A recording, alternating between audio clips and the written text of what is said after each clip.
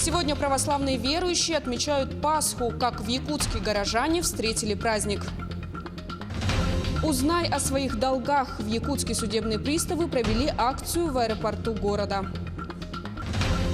Первый республиканский турнир по мини-футболу среди женских команд состоялся в столице. Сильны ли якутянки в этом виде спорта?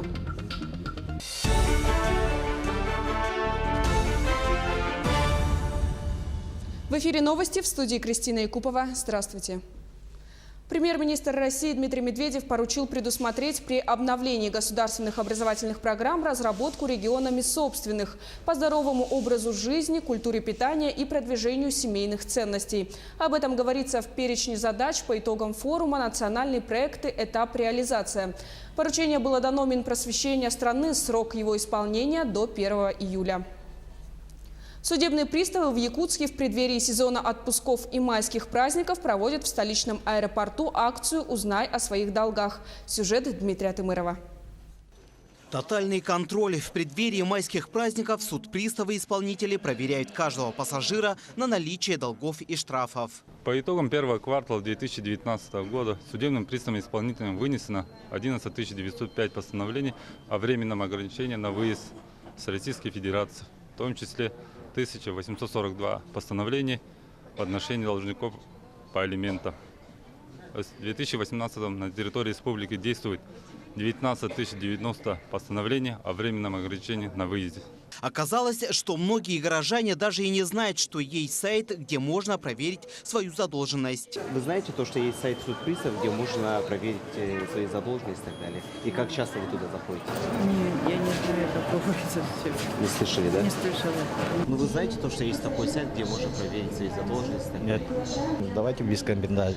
В рамках данной акции горожане узнали не только про свою задолженность, но и узнали, как и где это можно посмотреть. В рамках акции мы проверяем граждан на задолженность, уведомляем их. Да. Если есть возможность, то граждане погашают на месте свою задолженность. За 2019 год мы 5-й раз уже выходим на объект аэропорта Якутск и проводим эту акцию. В случае оплаты задолженности по исполнительному производству напрямую взыскателю необходимо информировать судебного пристава-исполнителя в целях своевременного принятия решения об окончании исполнительного производства и отмене установленных для должника ограничения. Если сумма долга превышает 30 тысяч рублей, то выносится постановление временного ограничения на вылет из Российской Федерации. По стране, по России он может. Вот поэтому мы предупреждаем и напоминаем, чтобы перед вылетом они как минимум за месяц уже погасили свою задолженность. Сама процедура снятия данного запрета длится максимально месяц. Всего за 2018 год в отношении должников было вынесено 39 845 постановлений о временном ограничении выезда из Российской Федерации на общую сумму более 10 миллионов рублей. А 6 гражданам-должникам в период новогодних праздников были наложены ограничения на выезд за пределы страны. Судприставы рекомендуют якутянам не медлить с решением об уплате штрафов и долгов, ведь все это может как снежный ком вырастить и стать причиной отмены вашего долгожданного отпуска за пределы республики и страны в целом. Дмитрий Тымыров, Георгий Григорьев, Якутск.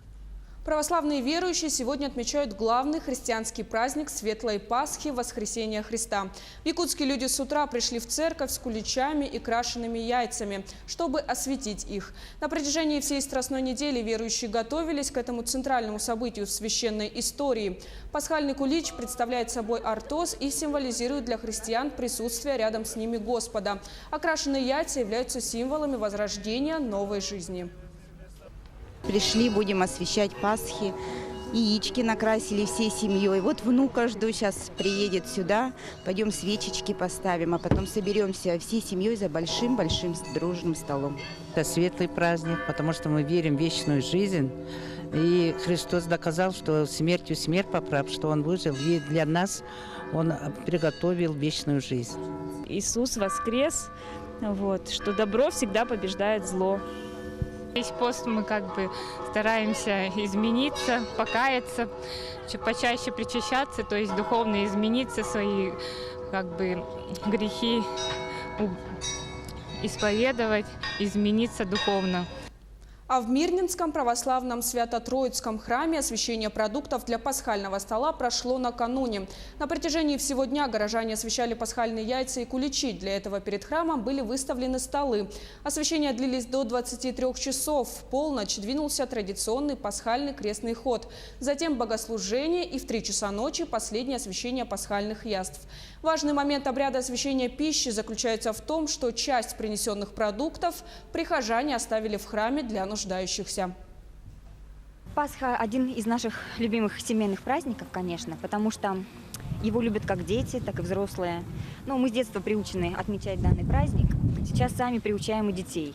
Но освящение, конечно, смысл прикосновения к Богу, оказаться поближе к Нему, да, и чтобы частичка святого все-таки оказалась и в нашей семье. 4-й пасхальный фестиваль искусств «Золотые купола» стартует в столице региона с 30 по 2 мая.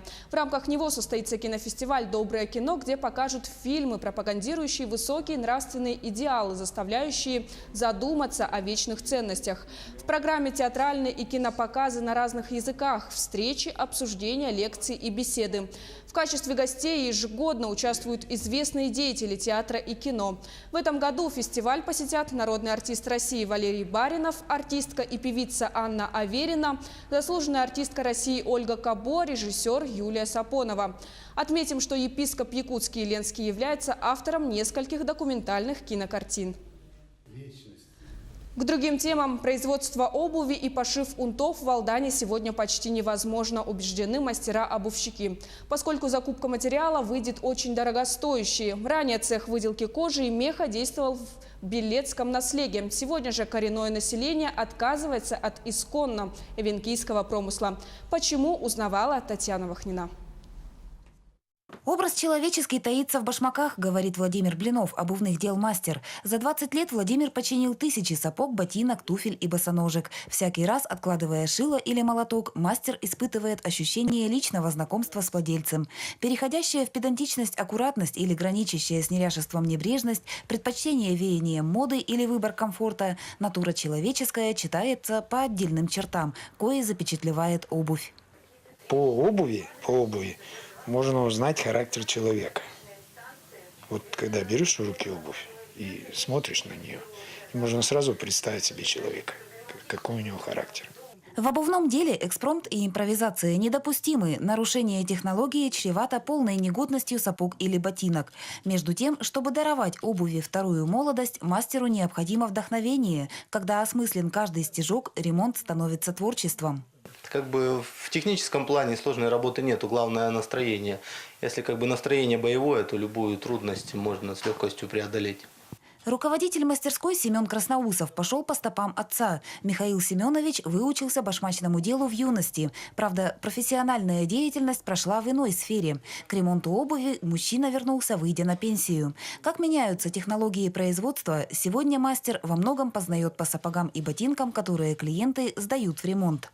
Сейчас такую обувь выпускают. Я даже сам мечтаю, это как вот резиновые сапоги уже вредно носить, а такие можно сейчас, можно зимой в них ходить. Вот, купить и все, и можно ходить. Кроме ремонта, Михаил Семенович шьет унты. Правда, становление производства обуви в Алдане сегодня почти невозможно. Ранее цех выделки кожи и меха действовал в Белецком наследии. Сегодня же коренное население отказывается от исконно эвенкийского промысла. Поголовье оленей сократилось, выделывать материал вручную тяжело. Внедрение же соответствующей технологии будет очень дорогостоящим. Или кустарь там выделывает что-то, мнет какие-то мелкие, это средневековые еще. Или производство там, в общем. А выделывать очень сложно. Трудоемкая работа. Там надо мять, особенно вот сахатина или что-то там, олень тот же. Летом, как известно, готовят сани, а зимой телегу. О необходимости же чинить обувь алданцы вспоминают в разгар сезона, когда вдруг обнаруживают, что выйти из дома не в чем. Работы в маленькой мастерской много. Подшить, сделать набойки, поменять замки. Ежегодно обувных дел мастера чинят более 200 пар сапог, туфель, ботинок и унтов. Татьяна Вахнина, Сергей Шипачев, Александр Лукин, Алдан. Соревнования по пожарно-спасательному спорту среди представителей средств массовой информации прошли в Якутске. Они приурочены к 370-летию пожарной охраны России и Дню Республики. В состязаниях приняли участие 4 команды: национальная вещательная компания «Саха», ГТРК «Саха», медиагруппа «Сетим» и сборная команда «Печатная журналистика». Соревнования проходили по 5 видам пожарно-прикладного спорта: надевание боевой одежды, закрепление спасательной веревки, подъем по штурмовой лестнице в окно 2-го этажа учебной башни, преодоление 100-метровой полосы с препятствиями и прокладка магистральной линии. В ходе упорной борьбы победителем стала команда ГТРК «Саха». Определились победители и на республиканском турнире по мини-футболу среди женщин, который прошел накануне в Якутске. Какая команда оказалась сильнее всего, смотрите в сюжете далее.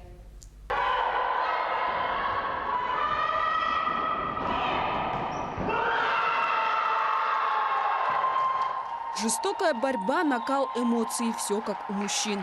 Теперь и женские сборные могут показать мастерство в республиканском турнире по мини-футболу.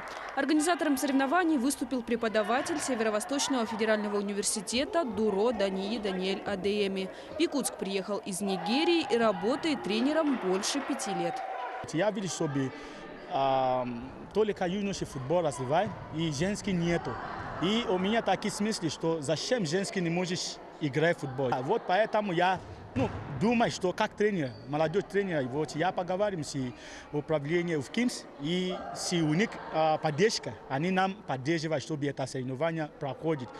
За кубок играли 6 команд из Оленька, Вилюйска и города Якутска. Всего в турнире приняли участие 63 спортсменки. Эта игра для нас первая такая большая масштабная игра. Некоторые девочки даже начали играть только год назад. Они впервые увидели, что такое футбольный мяч. Некоторые играют с давнего. Я играю уже со школы. В принципе, я их стараюсь поддерживать. Стремиться девушкам есть к чему. Развивать этот вид спорта в республике организаторы планируют и дальше. В следующем году в турнире планируется участие не только студенческих, но и городских команд. В университете, да, и в республике, потому что у нас очень много девушек учатся из разных улусов, городов. И вот они хотят тоже тренироваться, участвовать на соревнованиях, поэтому будем стараться их поддержать. По итогам всех матчей победу одержала команда сборной СВФУ. Вторыми стали представительницы из Вилюйска.